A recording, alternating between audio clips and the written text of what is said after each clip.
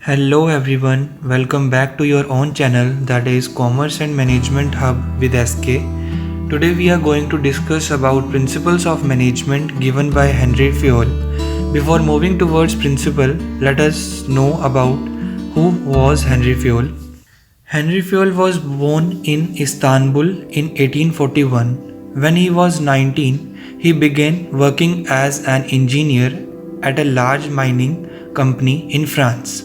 He eventually became the director, and the administrative theory was proposed by him, who studied the organizational problems from the manager's point of view and found organization's activity can be classified as technical, financial, commercial, security, accounting, and managerial.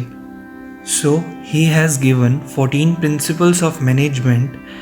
Essentially, these principles explained how managers should organize and interact with staff. We will discuss all the principles one by one in this video. So let us start with the first principle given by him, that is division of work. This principle tells us that as far as possible, the whole work should be divided into different parts, and each individual should be assigned only one part of the work according to his ability and taste, rather than giving the whole work to a single person. Because the plus point is, when a particular individual performs the same job repeatedly, he will become an expert in doing that particular part of the whole job. Let's take an example of a furniture manufacturer. अब एक furniture manufacturer को 100 lecture stand बनाने का order दिया. उसके पास 5 workers काम करते हैं. अब इस टास्क को कंप्लीट करने के 2 तरीके हैं. या तो हर एक को 20-20 लेक्चर स्टैंड्स बनाने का टास्क दिया जाए, या सेकंड मेथड ये है कि जो भी ये टास्क है उसको डिफरेंट पार्ट्स में डिवाइड किया जाए. जैसे कि स्टैंड लेग बनाने का काम एक को दिया जाए, असेंबलिंग का काम एक को दिया जाए, पॉलिशिंग का काम एक को दिया जाए. तो इस तरह से अकॉर्डिंग टू हेनरी फेयोल ये second method division of work के अंदर आता है. The principle of division of labor applies not only to the workers but also equally to the managers. So the positive effect of this principle is advantages of specialization are obtained, such as increase in quality of work, increase in the speed of production, decrease in wastage of resources, and increase in the work efficiency of the worker. On the other hand, there is violating effect of this principle that the work efficiency of the worker will be reduced. किस तरह से कि एक ही काम को बार बार करते करते कहीं ना कहीं वर्कर्स बोर होना शुरू हो जाते हैं, क्योंकि हर किसी का नेचर अलग अलग है. अब वो बोर होना शुरू होंगे तो उनकी वर्क एफिशिएंसी रिड्यूस होगी. Move to the next principle, that is authority and responsibility. According to this principle, authority and responsibility should go hand in hand. It means that when a particular individual is given a particular work and he is made responsible for the results, then this can be possible only when he is given sufficient authority to discharge his responsibility. And it is not proper to make a person responsible for any work in the absence of authority. For example, एक company का CEO है, वो चाहता है कि मेरी cell, जो भी सेल टारगेट्स हैं वो डबल हो जाएं इन द कमिंग ईयर, और वो सेल मैनेजर को ये चीज़ बोलता है.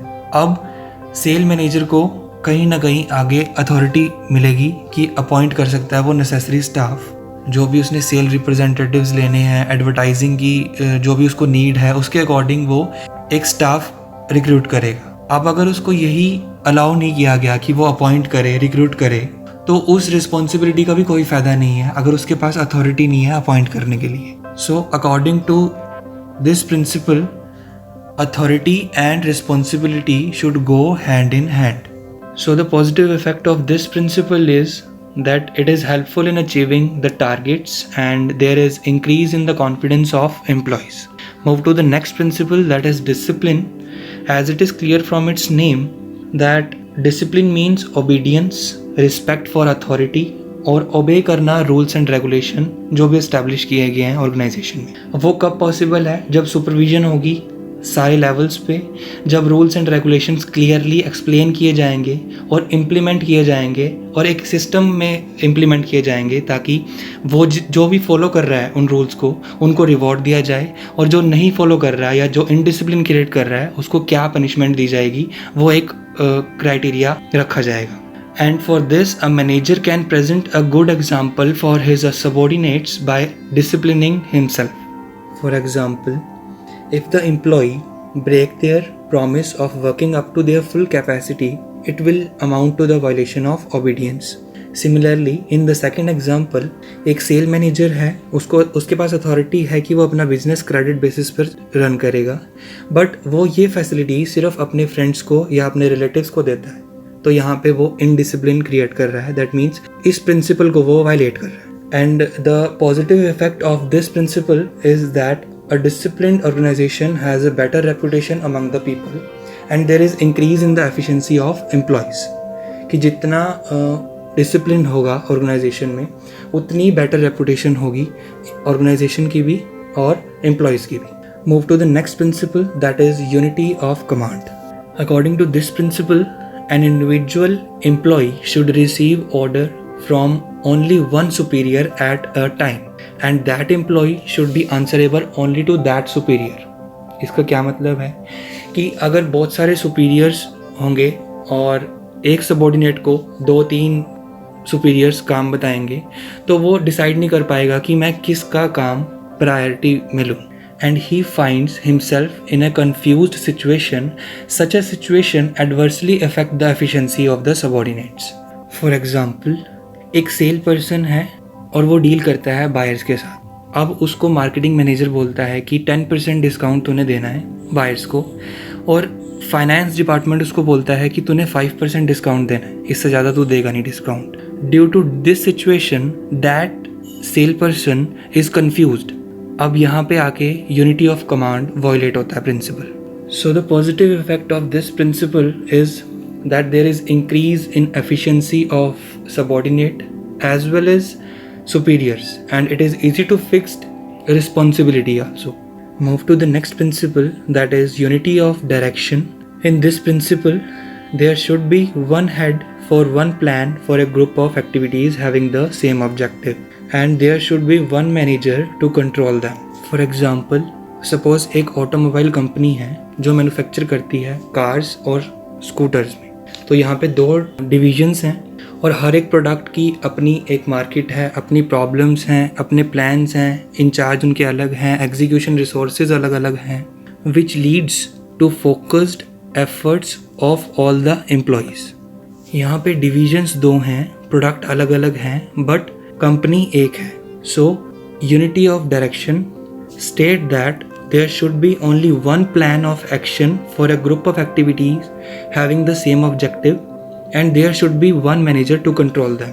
So the positive effect of this principle that it helps in coordination due to the unity of activities, and it is easy to achieve objectives and increase efficiency because there is advantage of specialization is obtained due to a manager's association with the same kind of activities, and it is necessary to distinguish between the meaning of unity of command and unity of direction.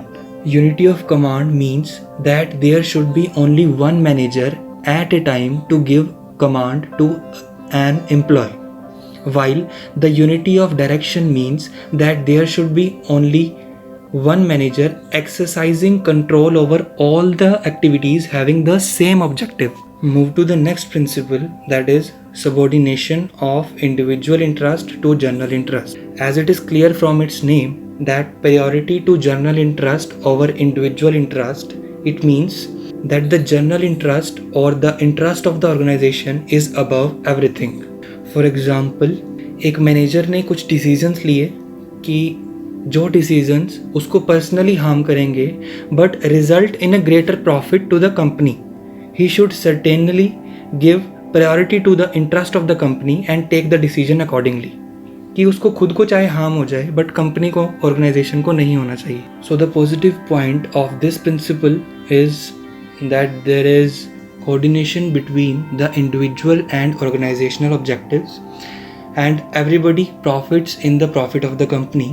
Moreover, organizational objectives are obtained. Move to the next principle, that is remuneration to the employees. According to this principle, the employees should get a fair remuneration so that the employees and the owner find equal amount of satisfaction. And it is the duty of the manager to ensure that everybody is being paid remuneration according to their work.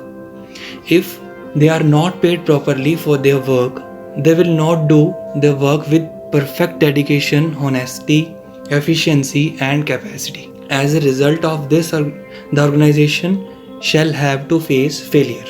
For example, अगर company में profits हो रहे हैं, good establish है, और इस situation में अगर एम्प्लॉयज़ की रेम्यूनरेशन इंक्रीज नहीं कर रहे, if this is not done, the employee will leave the company at the first opportunity, and as a result expenses shall have to be incurred on new recruitment, which shall bring loss to the company. So the positive effect of this principle, that there is increase in the encouragement and satisfaction of the employee. There is decline in the labor turnover rate. Move to the next principle, that is centralization and decentralization. Before discussing this principle, let us try to understand the meaning of decentralization and centralization. So centralization क्या होता है कि central, कि जब top officials सारे decisions लें और subordinate और मैनेजर्स उस डिसीजंस पे काम करें.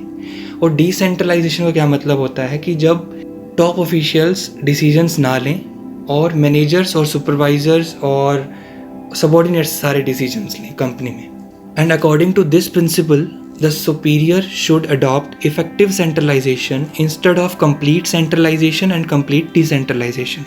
By effective centralization, यहाँ पे effective centralization का क्या मतलब है, that authority should not be completely centralized. यहाँ पे हेनरी फ्योल क्या कहते हैं कि जो मेन डिसीजंस हैं वो सुपीरियर्स को अपने हाथ में रखने चाहिए, अपने टॉप ऑफिशियल्स को रखने चाहिए, और जो daily day to day decisions हैं वो सबॉर्डिनेट्स को दे देने चाहिए अपने. In other words, that the superior should keep the authority of taking important decision in their own hand, while the authority to take daily decisions and decision of less importance should be delegated to the subordinates. For example, अब main decisions कौन से हैं कि company का क्या objective है, organisation की क्या पॉलिसीज़ हैं, कैसे एक्सपैंड करेंगे, कैसे ग्रो करेंगे, ये सब टॉप ऑफिशियल्स के हाथ में होना चाहिए. और जो भी लेस इम्पोर्टेंट डिसीजंस हैं, किस तरह से कि रॉ मटेरियल कहाँ से परचेज़ करना है, कितने में परचेज़ करना है, लीव कौन से एम्प्लॉयज़ को देनी है, ये छोटे मोटे डिसीजंस जो भी हैं ये डेलीगेट कर देने चाहिए सबॉर्डिनेट्स को. In this way, the superior should adopt effective centralization instead of complete centralization and complete decentralization. So the positive effect of this principle is that there is decrease in the workload of superiors and there is increase in the encouragement to the subordinates. Move to the next principle, that is scalar chain.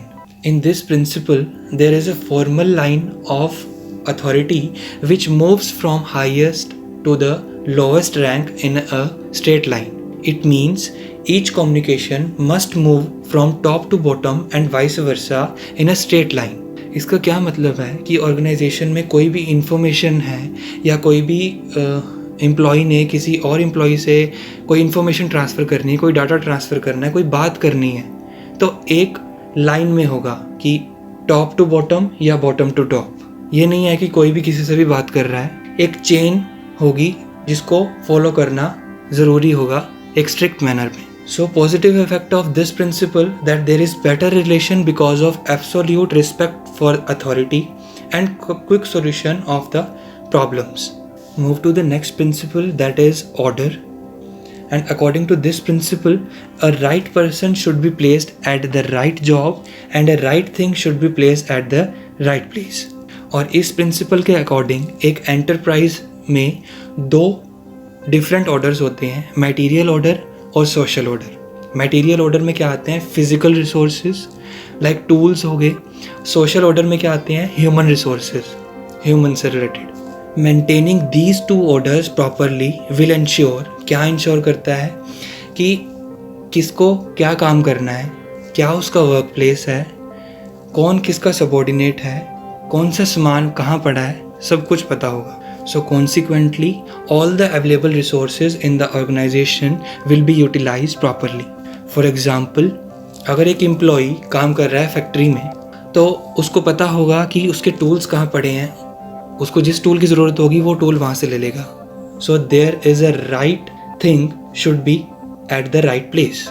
ऐसे ही कि जब किसी subordinate को ज़रूरत होगी अपने superior की, तो उसको पता होगा कि कौन उसका सुपीरियर है और इस टाइम वो कहाँ पे होगा. So a right person should be at the right job. And positive effect of this principle is that there is no loss of timing in tracing the resources is in need of time, or there is a better discipline. Move to the next principle, that is equity. As it is clear from its name, equity means equality. The manager should treat their subordinates in a just and kind manner so that they develop a feeling of dedication and attachment of their work. And all the employees should be treated equally. इसका क्या मतलब है कि हर employ को equally treat करना. For example, एक labourer है जो कि 10 यूनिट्स प्रोड्यूस कर रहा है एक दिन में, और दूसरा लेबरर है जो 8 यूनिट्स प्रोड्यूस कर रहा है, बट वो सुपरवाइजर का रिलेटिव है, and both get equal remuneration. This violates the principle of equality. The second laborer should get less remuneration than the first one. So the positive effect of this principle is that the unskilled employees try to achieve some skill, the employee remains satisfied. And on the other hand, if there is an inequality, it creates dissatisfaction for the skilled workers. Move to the next principle, that is stability of personnel. Personnel का यहाँ पे क्या मतलब है? Employees. From the viewpoint of management, it is absolutely harmful to change the employee frequently as it is a reflection of inefficient management. इसका क्या मतलब है कि जितनी जल्दी हम अपने एम्प्लॉयज़ को चेंज करेंगे, जितनी फ्रीक्वेंटली हम चेंज करेंगे, उतना ये माना गया है कि हमारी मैनेजमेंट जो है वो इनइफेक्टिव है. Therefore, according to this principle, there should be a stability of tenure of the employees so that the work continues effectively and efficiently. And the instability in the tenure of employee is a cause of poor management and results. High rate of labor turnover will result in increased expenses. क्यों? क्योंकि selecting team दोबारा आएगी, selecting efforts दोबारा लगेंगे, selecting process दोबारा होगा और training दोबारा दी जाएगी. तो इन सब में भी एक खर्चा होगा जो कंपनी को इंकर करना पड़ेगा. Consequently the sense of dedication can not be created among them. For example, अगर वर्कर्स जो कंपनी में काम कर रहे हैं उनको ट्रीटमेंट प्रॉपर नहीं मिल रहा, मतलब कि उनके सबॉर्डिनेट्स, उनके सुपीरियर्स जो हैं, उनके ऑनर्स जो हैं उनसे ढंग से बात नहीं कर रहे, ढंग से ट्रीट नहीं कर रहे, या इक्वल रेम्यूनरेशन नहीं दे रहे, और जो कंपनी का एटमॉस्फेयर है वो भी अनहेल्दी है, then the employee will not stay for a long time, and in the other word, they will leave the company at the first opportunity available. This situation is absolutely harmful for the management and the organization as well. So the positive effect of this principle, that there is increase in the confidence of employees and there is increase in the reputation of the company. अगर employees stay करते हैं long time के लिए, तो employees में भी confidence आता है कि एक ऑर्गेनाइजेशन उनको इक्वली ट्रीट कर रही है, एक हेल्दी एटमॉस्फेयर दे रही है, तो उनके अंदर एक कॉन्फिडेंस आएगा और रेपुटेशन ऑफ कंपनी की भी इंक्रीज होगी. Move to the next principle, that is initiative. And initiative means the capacity to work while expressing one's thought. According to this principle, it is the duty of manager to encourage the feeling of initiative among his employees for doing some work or taking some decision, but within the limits of authority and discipline. और ये कब possible है? जब एक manager अपने subordinates के thought को welcome करे और इस तरह से जो उनके सबॉर्डिनेट्स हैं वो प्रेजेंट करेंगे अपने new ideas, useful and innovative ideas use करेंगे, and gradually they will become an integral part of the organisation.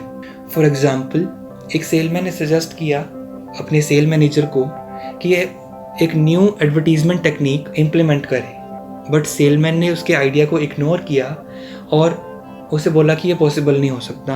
अब इस सिचुएशन में वो सेलमैन दोबारा इन फ्यूचर में कभी भी सजेस्ट कुछ नहीं करेगा। On the other hand, if his suggestion had been listened to carefully, he could have taken the courage to offer some suggestion in future. Such an action would simply have encouraged his initiative. So positive effect of this principle that there is increase in the thinking power of employees and the cooperation of the employees in implementing decision. Move to the next principle, that is Spirit de Corps. As per this principle, a manager should continuously make efforts to develop a team spirit among the subordinates. To do this, he or she should use the word we instead of I during the conversation with subordinates. For example, अब एक manager हमेशा यही use करता है कि हमें ये करना है, हम ये कर लेंगे। कभी भी ये नहीं बोलता कि मैंने ये करना है और मैं ये करूँगा। This behavior of a manager will keep alive the spirit of cooperation, mutual understanding, and feeling of belongingness among the subordinates. And the positive effect of this principle that there is motivation to work with team spirit and it is easy to achieve objectives. So this is all about the 14 principles given by Henry Fayol. I hope you all have understood all the principles. And if you like the video, kindly like, share and subscribe and give your feedback in the comment section and press the bell icon for further updates. Thank you.